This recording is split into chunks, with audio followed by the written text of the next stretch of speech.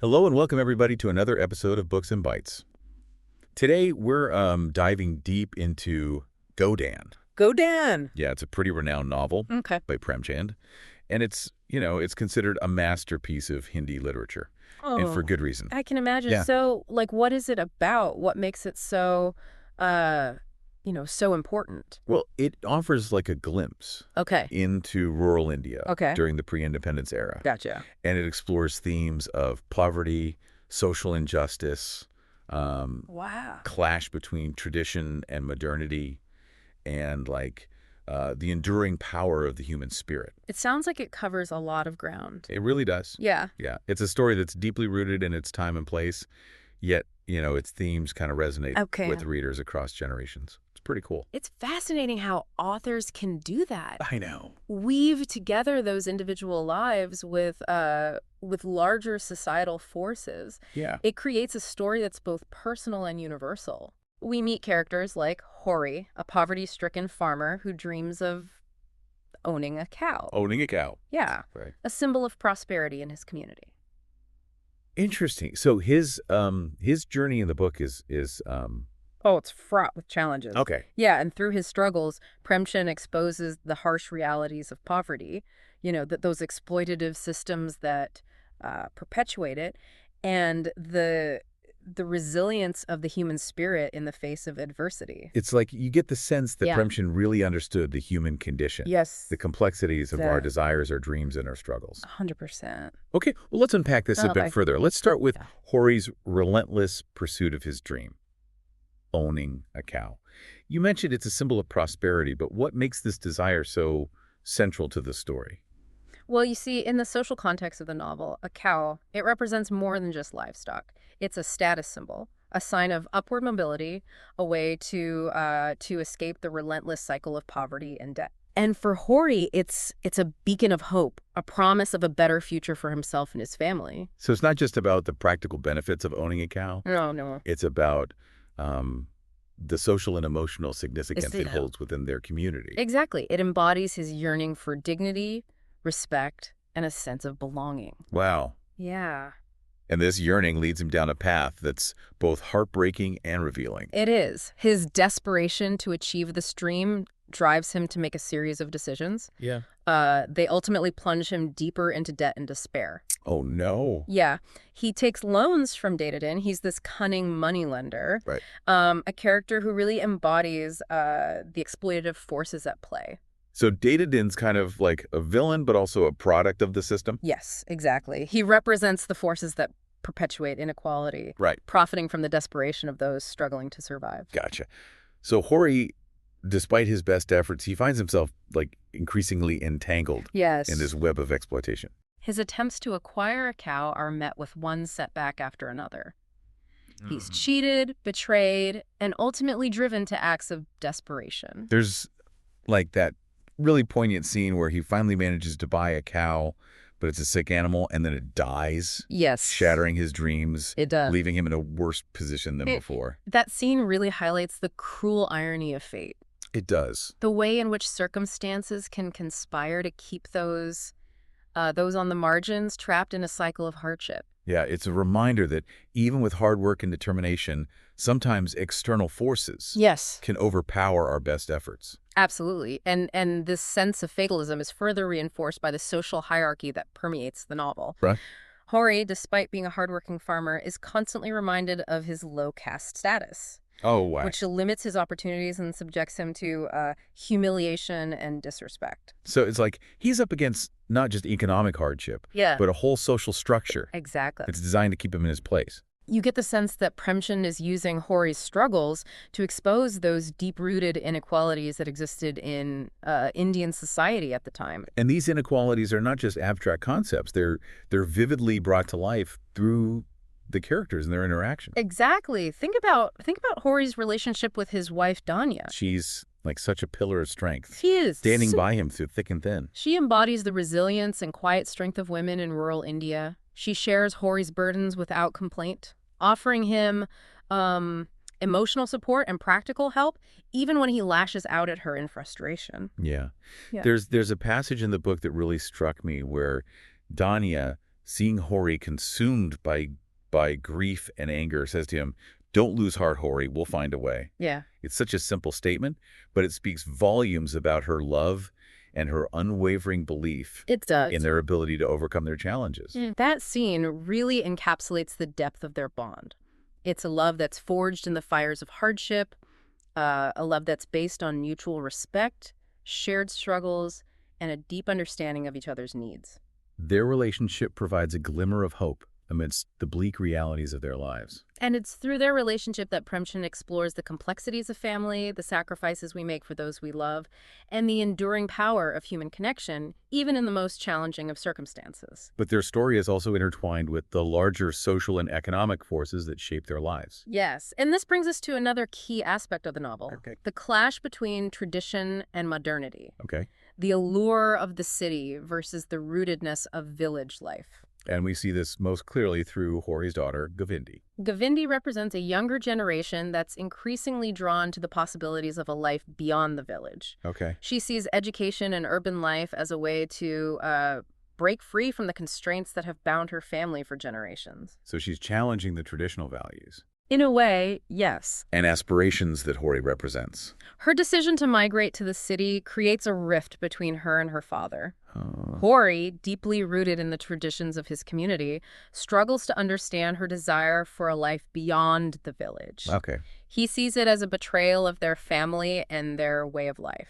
But there's also a sense that he loves his daughter and wants what's best for her, even if he doesn't fully approve of her choices. That's the complexity of their relationship. There's love, there's conflict, there's a generational gap that seems almost impossible to bridge. And this tension between tradition and modernity is a recurring theme throughout the novel. It's a reflection of the broader societal changes that were taking place in India at that time. The pull between the old ways and the new, the Yeah. allure of progress versus the comfort of familiarity. And this tension is further heightened by the political climate of the time. Yes, while the novel doesn't explicitly engage with the politics of the independence movement, there's a sense of unrest, a yearning for change that permeates the story. You can feel it simmering beneath the surface of everyday life. Exactly. Characters like Jinger, the idealistic journalist, they represent a segment of society that's aware of the injustices and inequalities that exist and is actively seeking ways to create a more just and equitable world.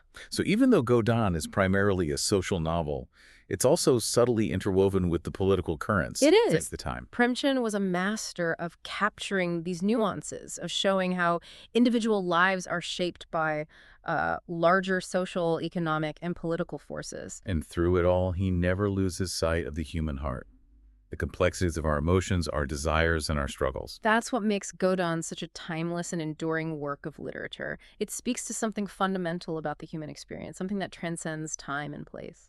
Now, as we delve deeper into the heart of Godaan, let's talk about the symbolic significance of certain events and objects in the story. Okay. For instance, we've discussed Hori's relentless pursuit of owning a cow and how it represents more than just a material possession. But what other layers of meaning can we uncover in this symbol? Well, for Hori, the cow represents a way to break free from the relentless cycle of poverty and debt. It's a symbol of his hope for a better future, not just for himself, but for his entire family. So it embodies his yearning for dignity, respect, and a sense of belonging within his community. Exactly. And the fact that this dream ultimately eludes him, it speaks to the larger forces at play, the systemic injustices that keep those on the margins trapped in a cycle of hardship.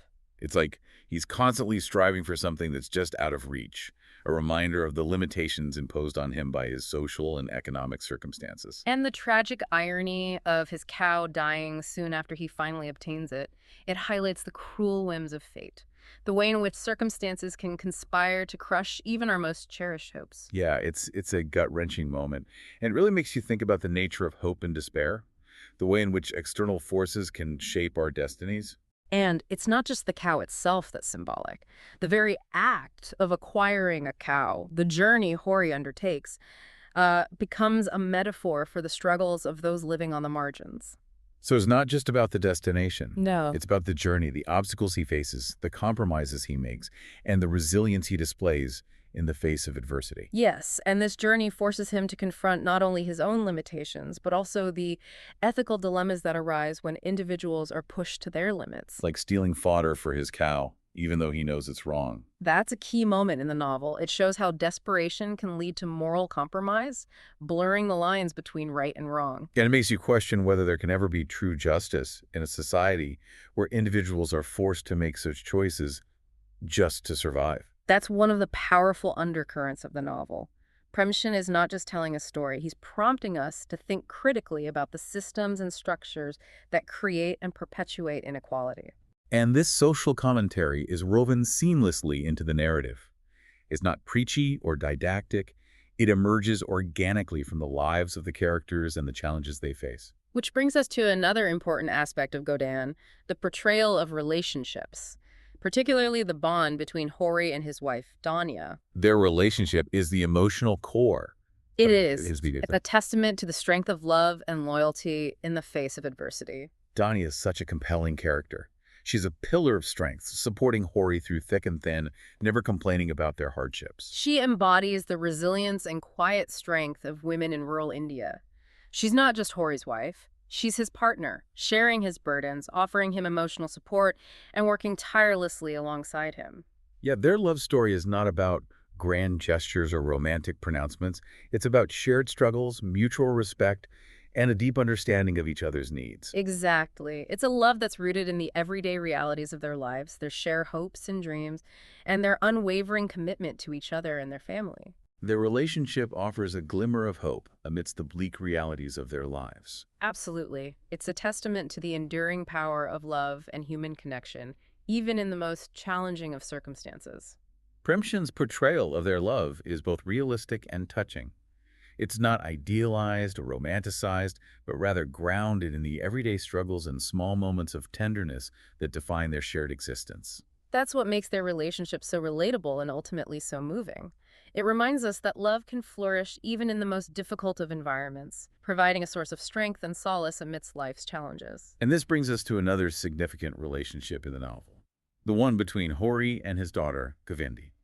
This relationship is interesting because it highlights the generational divide and the clash between tradition and modernity that was becoming increasingly apparent in India at that time. Right. Govinda represents a younger generation that's questioning the old ways and yearning for a different kind of life. Exactly. She's ambitious, independent, and unwilling to accept the limitations imposed on her by the traditional rural society. She sees education and urban life as a way to break free from the constraints that have bound her family for generations. So her decision to migrate to the city is a direct challenge to her father's values and beliefs. In a way, yes. Hori, being deeply rooted in the traditions of his community, struggles to understand Govinda's desire for a life beyond the village. He sees it as a betrayal of their family and their way of life. But there's also a sense that he loves his daughter and wants what's best for her, even if he doesn't fully understand her choices. That's the complexity of their relationship. There's love, there's conflict, there's a generational gap that seems almost impossible to bridge. It's a reflection of the broader societal changes that were taking place in India at that time.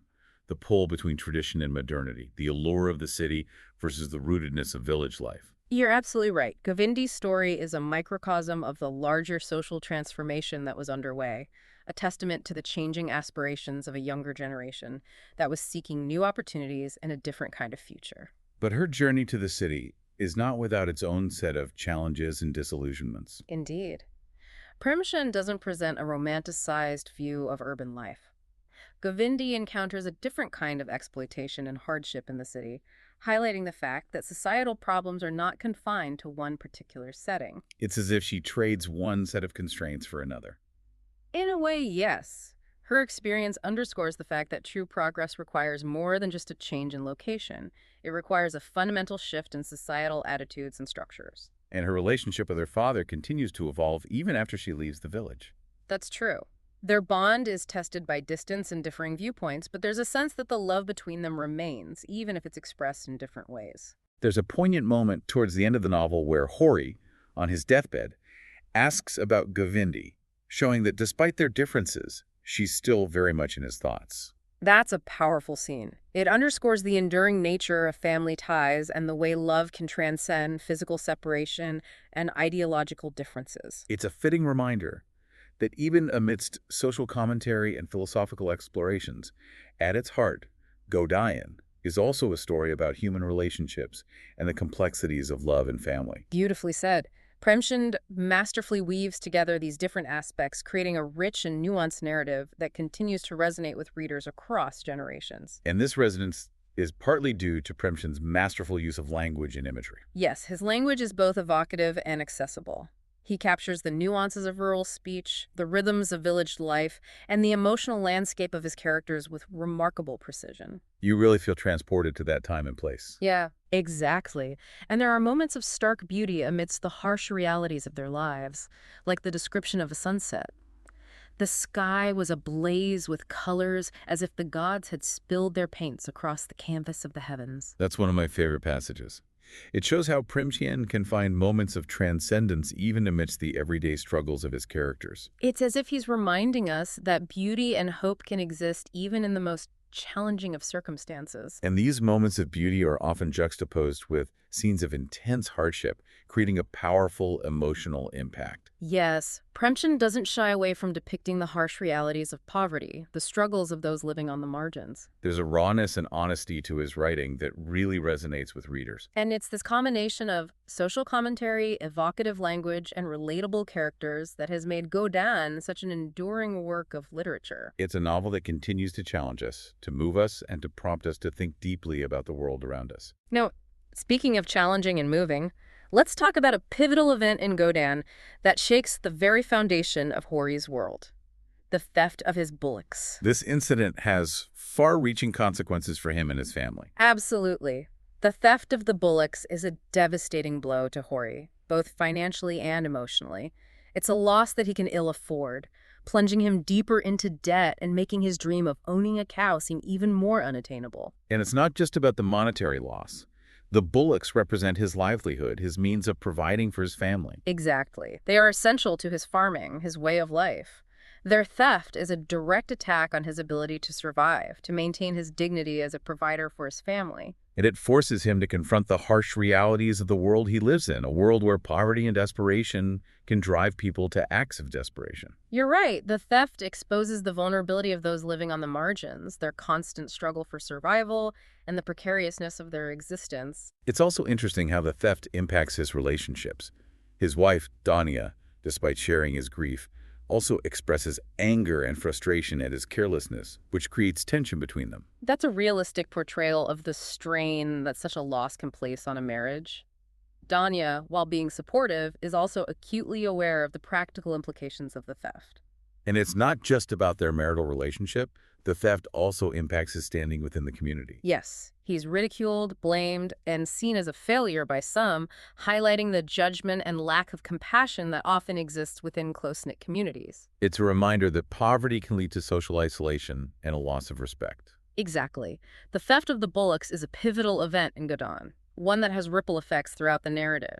It's a catalyst for conflict, hardship, and a deepening of Hori's despair. It's like this one event sets off a chain reaction, pushing him further and further down a path of hardship and despair. And yet, amidst all this darkness, there are still moments of hope, moments of human connection that shine through. Yes, even in his darkest moments, Hori is not completely devoid of love, compassion, and dignity. And it's these moments that ultimately redeem him, that remind us of his inherent humanity. Godaan is a complex and challenging novel, but it's also a deeply moving and ultimately hopeful one. It's a testament to the power of the human spirit to endure, to find meaning even in the face of suffering, and to connect with others in ways that transcend social and economic barriers.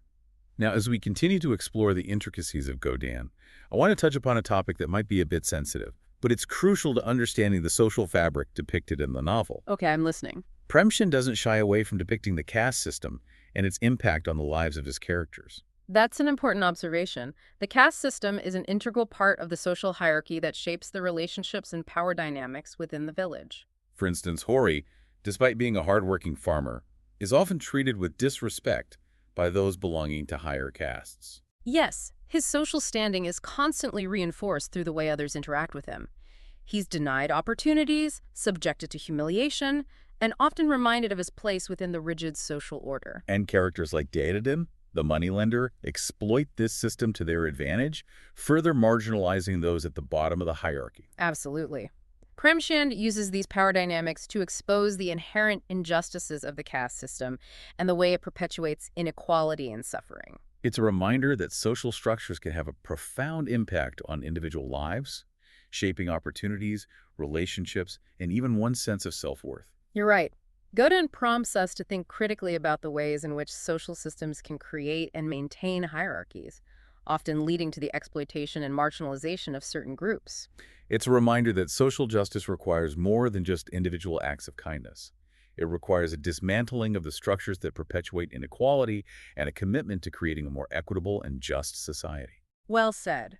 Premchand's work is a powerful call for social change, a reminder that we must constantly strive to create a world where all individuals are treated with dignity and respect, regardless of their social standing or background. And it's a call that continues to resonate today as we grapple with issues of inequality and injustice in our own time. Exactly. Godaan is not just a historical novel, it's a timeless reminder of the human cost of inequality and the urgent need for social transformation. Okay, before we move on to the urban chapters and the contrasting world they present, I want to highlight another key element that contributes to Godaan's lasting impact. Go ahead. Premchand's masterful use of language and imagery. He paints such vivid pictures with his words, drawing readers into the world of his characters and making their experiences come alive. You're absolutely right. His language is both evocative and accessible. He captures the nuances of rural speech, the rhythms of village life, and the emotional landscape of his characters with remarkable precision. For instance, there's a passage where he describes the monsoon rains. The skies opened up and the earth drank greedily, as if quenching a thirst that had lasted for centuries. Such a powerful image, conveying both the physical reality of the monsoon and its symbolic significance in the lives of the villagers. That's a great example of how Premchand uses language to create a sensory experience for the reader. He doesn't just tell us about the rain, he makes us feel its intensity, its life-giving force, and its impact on the landscape and the people who inhabit it. And there are moments of stark beauty amidst the harsh realities of their lives, like the description of a sunset. The sky was ablaze with colors, as if the gods had spilled their paints across the canvas of the heavens. That's another beautiful passage. It shows how Premchand can find moments of transcendence even amidst the everyday struggles of his characters. It's as if he's reminding us that beauty and hope can exist even in the most challenging of circumstances. Exactly. His writing is a testament to the power of language, to not only depict reality, but also to elevate it, to find meaning and beauty in the mundane, and to connect us with the shared human experience. And it's this ability to connect with readers on a deeper level that makes Godaan such a powerful and enduring work of literature. Now let's shift our focus to those urban chapters and the contrasting world they present. Sounds good. We've already touched upon Govindi's journey to the city and the challenges she faces. But there's also another key character in these chapters, the idealistic journalist, Jingar.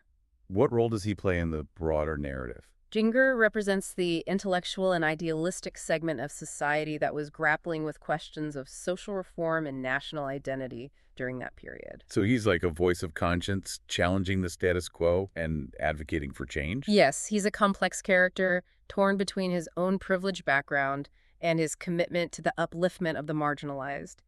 His story is almost like a parallel narrative, running alongside Hori's struggles in the village. And his presence in the novel helps to broaden the scope of the story, moving beyond the confines of the village and into the larger social and political landscape of India at the time. Exactly. And Jingar's idealism is constantly tested by the realities he encounters.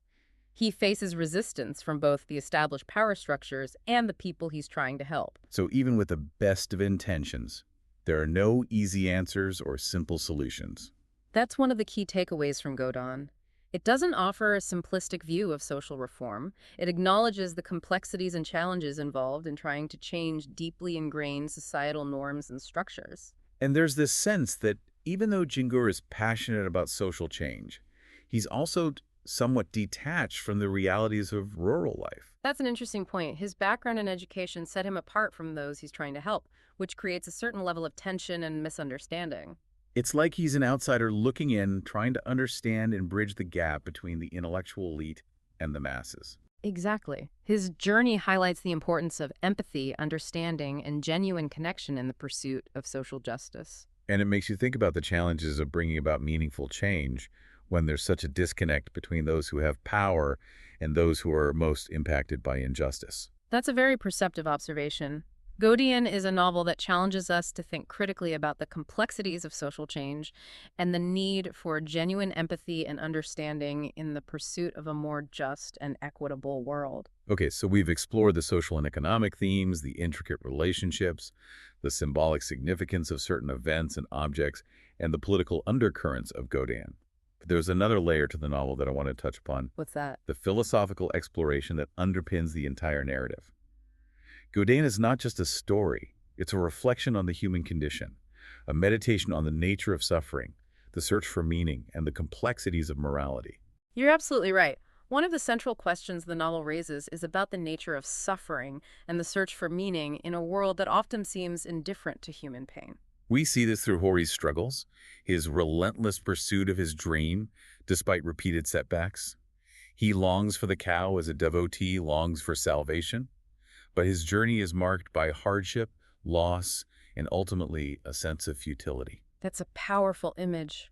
It highlights the depth of Hori's yearning, his desire for something that transcends his material circumstances. And yet, his pursuit of this dream also leads him down a path of moral compromise, forcing him to make difficult choices that challenge his values and his sense of self. Exactly. The novel doesn't shy away from depicting the ethical dilemmas that arise when individuals are pushed to their limits, the ways in which desperation can lead to acts of both great kindness and terrible transgression. It's like Premchand is asking us to consider the gray areas of morality, the complexities of human behavior in the face of challenging circumstances. And he doesn't offer easy answers or simple judgments. He presents a nuanced exploration of human nature, acknowledging the ways in which individuals are both shaped by and shape their circumstances. There's a sense that even the so-called villains are products of the system, trapped in their own roles. That's a very perceptive observation.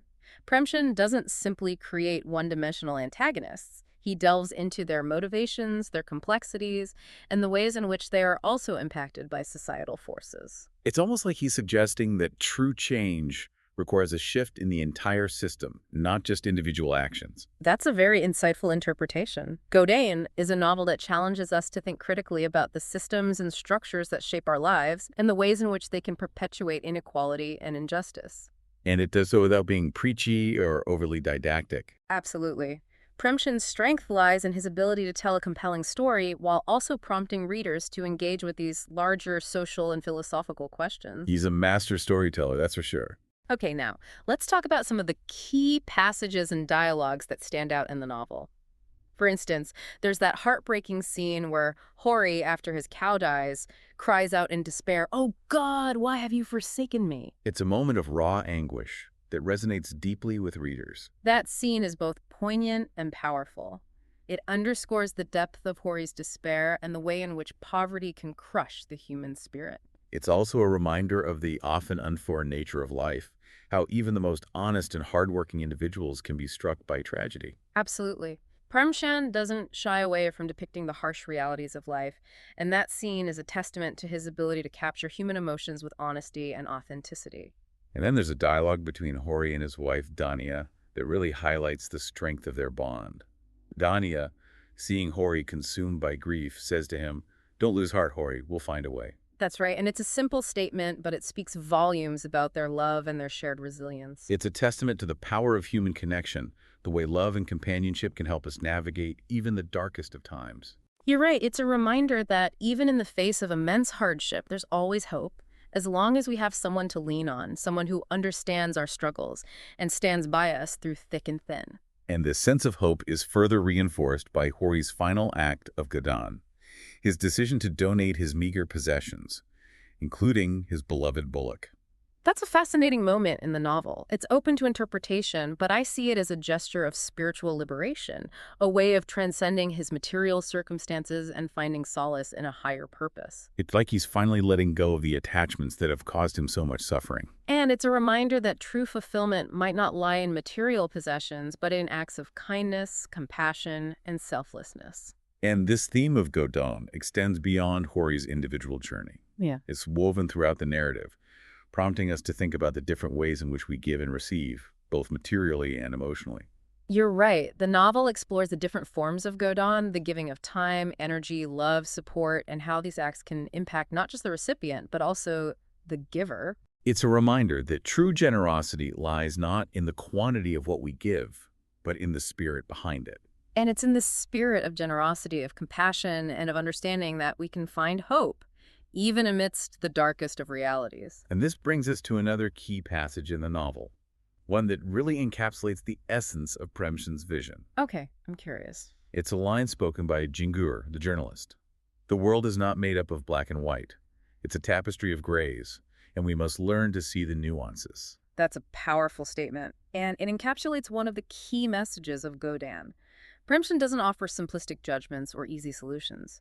He presents a nuanced view of human nature, acknowledging the complexities of morality, the interplay of social forces, and the ways in which individuals are both shaped by and shape their circumstances. It's a reminder that life is rarely black and white. It's a spectrum of grays, and we must approach it with empathy, understanding, and a willingness to see the world through multiple perspectives. Well said. Godaan challenges us to move beyond binary thinking, to embrace the complexities of life, and to engage with the world in all its messy and nuanced glory. It's a novel that rewards careful reading, prompting us to think critically about the world around us and our own place within it. Absolutely. It's a work that stays with you long after you've finished reading it, prompting ongoing reflection and a deeper understanding of the human condition. Now, as we approach the concluding chapters of Godaan, I want to talk about the ending. It's an ending that has sparked much debate and interpretation among readers. Okay, let's dive into that. Some find it bleak and pessimistic, while others see a glimmer of hope amidst the tragedy. But before we get into the details, let's take a quick break. We'll be back in a moment to discuss the ending of Godaan and what it might mean for us today. Okay, we're back. Ready to finish up our deep dive into Godaan. Yeah, it's been a fascinating journey. You know, one of the things that struck me about Godaan is how, even though it's a work of fiction, it feels incredibly real. That's a testament to Premchand's deep understanding of human nature and his ability to capture the complexities of rural life with such authenticity. Yeah, he doesn't romanticize poverty or shy away from depicting those harsh realities, faced by those struggling to survive. He portrays their struggles, their aspirations, their moments of both strength and weakness with a rawness that is both compelling and thought-provoking. Right, and it's not just the individual stories that resonate, but also the larger social and political landscape that he paints. Godaan is a microcosm of India during a time of great change and upheaval. We see the clash between tradition and modernity, the growing discontent with colonial rule, and the yearning for a more just and equitable society. Right, and Premchand, masterfully weaves together these different strands, creating a narrative that is both personal and universal. He shows us how these forces impact individuals, shaping their choices, their relationships, and ultimately their destinies. Like Hori's desperate desire for a cow. It's not just about wanting livestock. It's about his yearning for a better life, for a way to break free from the cycle of poverty and humiliation that has defined his existence. Exactly. It's a symbol of his hopes and dreams, his aspirations for a future where he can provide for his family and live with dignity. Exactly. And then there's Govindi, his daughter, who represents a younger generation that's rejecting the old ways and seeking new opportunities. Her journey to the city, it embodies the allure of modernity, the promise of a life beyond the constraints of tradition and the limitations of rural life. Right, but she also encounters a different set of challenges in the city, highlighting the fact that societal problems are not confined to one particular setting. Right. It's a reminder that true progress requires more than just a change in location. It requires a fundamental shift in societal attitudes and structures. And then there's Jingur, the journalist, who embodies the idealism and the struggle for social reform. He represents a section of society that's aware of the injustices and inequalities that exist and is actively seeking ways to create a more just and equitable world. But he also faces resistance and setbacks, highlighting the complexities and challenges involved in bringing about real change. It's a reminder that social transformation is a long and arduous process, often fraught with obstacles and setbacks. But even in the face of these challenges, Godaan leaves us with a sense of hope, a belief in the resilience of the human spirit.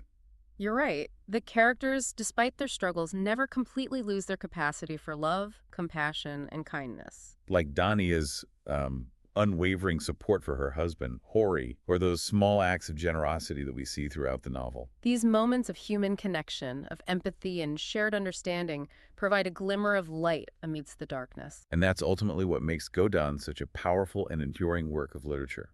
It's a story that acknowledges the harsh realities of life, but also reminds us of the beauty and resilience of the human spirit. It's a novel that challenges us to think deeply about the world around us, to question our assumptions, and to strive for a more just and equitable society.